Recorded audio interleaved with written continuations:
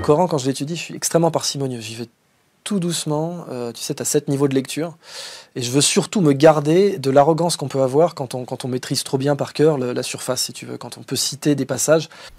Mais qu'est-ce que vous racontez?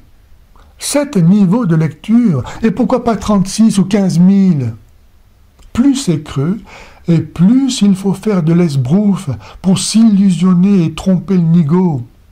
Pourquoi cherchez-vous à nous et certainement aussi à vous faire croire que vous comprenez quelque chose au Coran? Personne ne peut rien comprendre à ce texte qui n'a ni queue ni tête, passant sans cesse du coq à l'âne, tant il est fait de briques et de brocs. Même Allah reconnaît qu'il est le seul à pouvoir le comprendre. Sourate 3, verset 7. Dès lors, pourquoi s'intéresser au Coran? Et si Allah est seul à comprendre ce qu'il dit, pourquoi le dit-il? Le Coran, il ne faut pas le lire en mec du Club Med. Il faut le lire en océanographe, en étant extrêmement humble et en essayant de pénétrer le sens profond de chaque passage. En particulier son étymologie, son contexte, etc. Quel sens cela a-t-il de parler de contexte pour un livre incréé? Ou bien le Coran est incréé et alors il est hors de tout contexte, ou bien le Coran est un livre humain et dépendant donc du contexte de sa rédaction. Il faut choisir, mais vous ne pouvez pas continuer à jouer sur les deux tableaux, puisque vous ne croyez pas à l'associationnisme. La référence au contexte marche pour la Bible, qui est écrite par des hommes inspirés par Dieu, mais pas pour le Coran, qui est tombé du ciel, où il est resté à l'identique sur la table gardée d'Allah. Vous devriez savoir cela.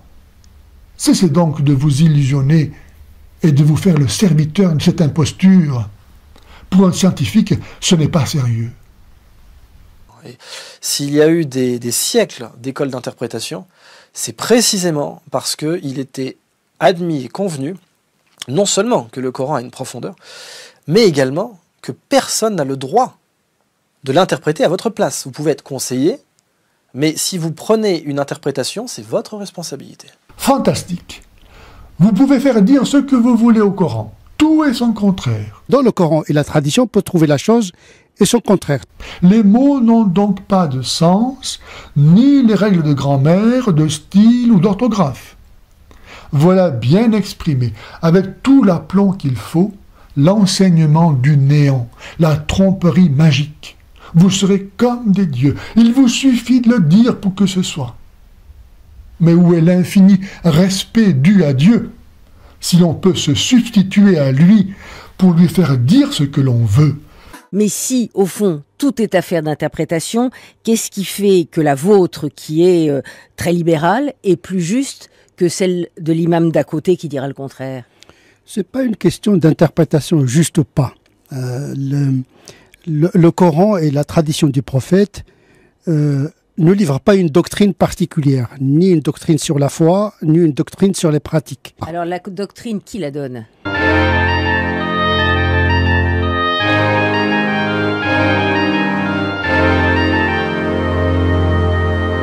Dieu parle-t-il s'il n'y a pas moyen d'accéder à ce qu'il a effectivement dit?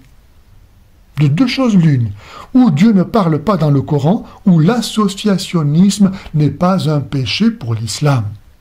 Si le texte n'a pas d'autre sens que celui que vous lui donnez, alors il est facile de comprendre pourquoi l'islam et sa spiritualité du vide, donc, plaisent tant à la culture et à l'art contemporain, pour lesquels c'est justement le sujet regardant qui fait l'œuvre.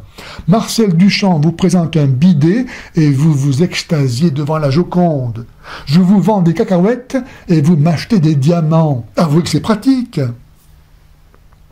Chacun est enfermé dans sa bulle et rien n'existe en dehors, si ce n'est des miroirs aux alouettes. Comment un tel discours pourrait-il ne pas convenir à ceux qui, à l'instar de Satan, rejettent Dieu pour se préférer eux-mêmes? J'entends la voix de Saint-Pierre dénoncer ces hommes souillés et flétris qui mettent leur volupté à vous tromper, alléchant les âmes mal affermies avec des discours gonflés de vide. Ils promettent la liberté alors qu'ils sont eux-mêmes esclaves de la corruption. Fontaines sans eau, nuages poussés par le vent, animaux sans raison, blasphémant ce qu'ils ignorent, êtres maudits, l'obscurité des ténèbres leur est réservée.